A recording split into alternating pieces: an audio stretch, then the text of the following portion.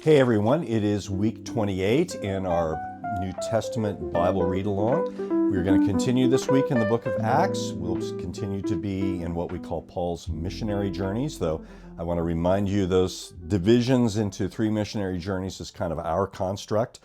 Paul wouldn't have answered, I'm on my 2nd missionary journey or 3rd missionary journey if we asked him. And the book doesn't really organize them that way, but it's a useful way of thinking about them. So this week we're really looking at the 2nd and 3rd missionary journeys, most of them, after Paul has met with the other leaders of the church in Jerusalem about the question of the circumcision-free gospel. Now, we're going to begin this section by seeing Paul and Barnabas split up, which is kind of a surprise, and it might have been seen by some people as a disagreement about the nature of the gospel itself. But Luke clarifies it was really over a personnel matter. Is it useful to take John Mark along, Barnabas's young cousin, on the journey as a helper, a very important person in this kind of travel, even though he had left the group previously? Paul says no, Barnabas says yes.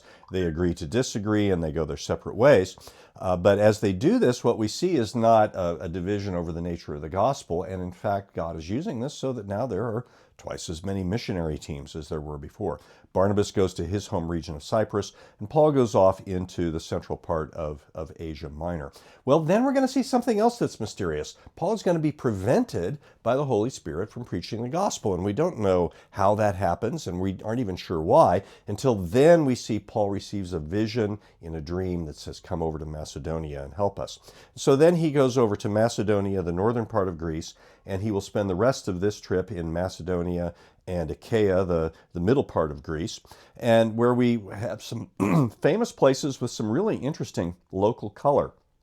One of the first places that Paul goes is to Philippi, which was actually a Roman military colony at this time.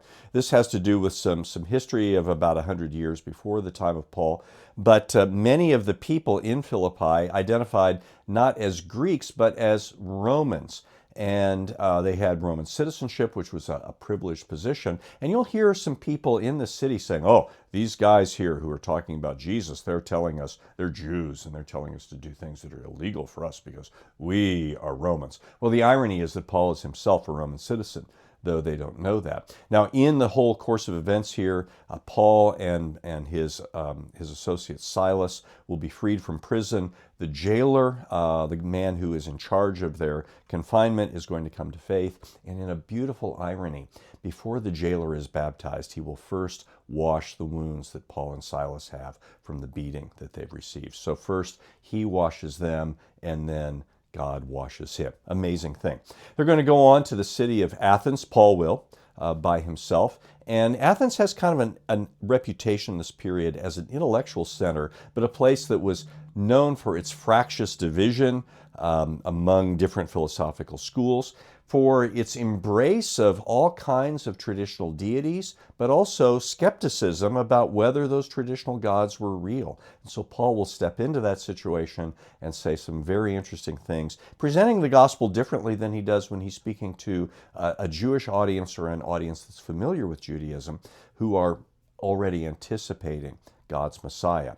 He'll go to Corinth, which was a kind of a commercial boom town in the first century, an important shipping point at a key shipping lane, kind of in a position more or less like the Panama Canal would be in today. And then as we go into what we consider Paul's 3rd missionary journey, he'll spend a lot of time in Ephesus, and this will be in chapter 19. Ephesus had also been a port town, but its harbor was silting up. So the city fathers are trying to keep the town going by promoting tourism. There was a big temple of the traditional West Asian / Greek goddess Artemis in Ephesus. It was one of the things that Herodotus called one of the wonders of the world. And so they promoted this place. There was lots of commercial products and made things made out of silver and so forth that you could buy there. And when the gospel runs afoul of that, well, we'll see what happens.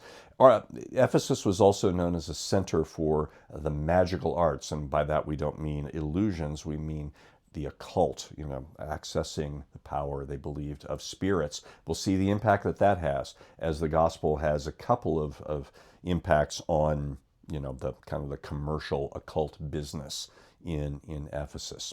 So You're also going to notice as you're reading that many of the cities that Paul visits on his second and third missionary journeys are the places to which he will later write letters. So we'll see that with Thessalonica, with Philippi, with Corinth, with Ephesus in particular. That's going to account for a lot of Paul's literary output later.